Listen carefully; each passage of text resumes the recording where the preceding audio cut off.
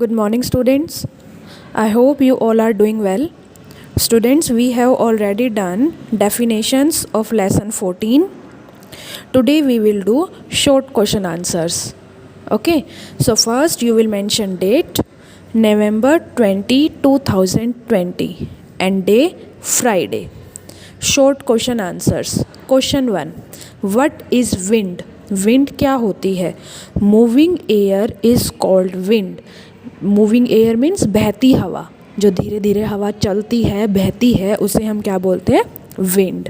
What is wind? Moving air is called wind. Question 2. Define air pressure. Air pressure को define करो. The pressure exerted by air is called air pressure. हवा के द्वारा डाला गया दबाव. ओके, जो हवा दबाव डालती है उसे हम क्या बोलते हैं? Air pressure. The pressure exerted by air is called air pressure. Question 3. What is thunder? Thunder क्या होती है? थंडर मीन्स गर्जन.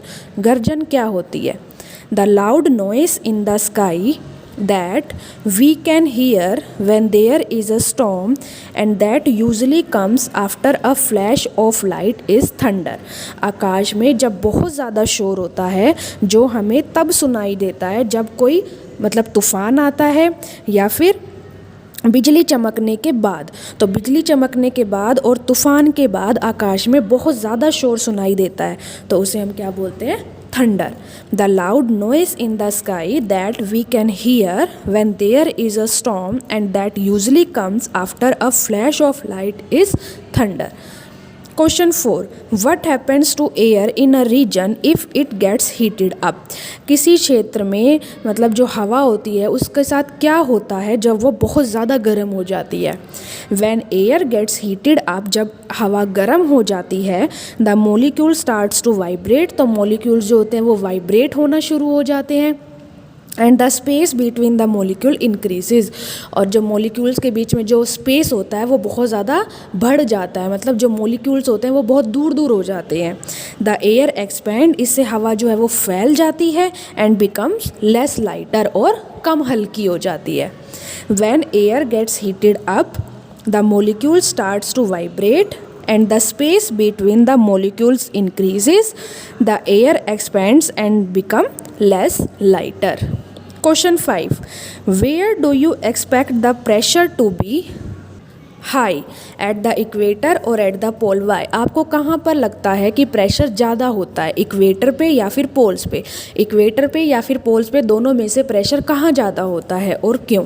The amount of heat radiation is maximum at the equator. Equator पे हीट रेडिएशंस का amount बहुत ज़्यादा होता है. The cold air at the poles is denser than the warm air at the equator. Equator पे cold air ठंडी हवा बहुत ज़्यादा होती है और गर्म हवा इतनी ज़्यादा नहीं होती, गर्म हवा कम होती है.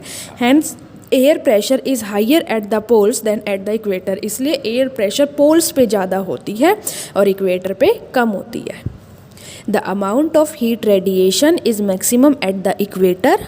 The cold air at the poles is denser than the warm air at the equator. Hence air pressure is higher at the poles than at the equator. Question 6.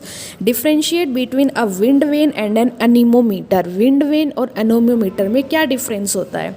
Wind vane, the direction of wind is judged by wind vane. Wind vane हमें हवा की दिशा के बारे में बताता है कि हवा किस डायरेक्शन में जा रही है, उसके बारे में बताता है. Anemometer, the speed of wind is measured by anemometer. Wind की स्पीड विंड की हवा की क्या गति है, कितनी गति है, वो किससे मेज़र करते हैं? अनीमोमीटर से.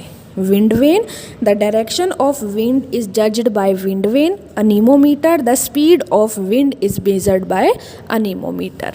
Question 7. What is the eye of cyclone? Cyclone की eye क्या होती है?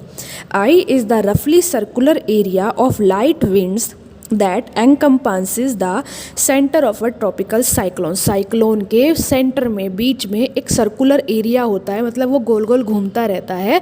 तो उस एरिया को, वो जो बीच में जो पॉइंट होता है, उसे हम क्या बोलते हैं? आई. साइक्लोन की आई.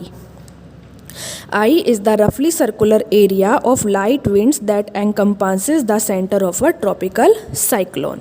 Okay, so students, your homework is do short question answers of lesson 14 in your fair notebook. Thank you.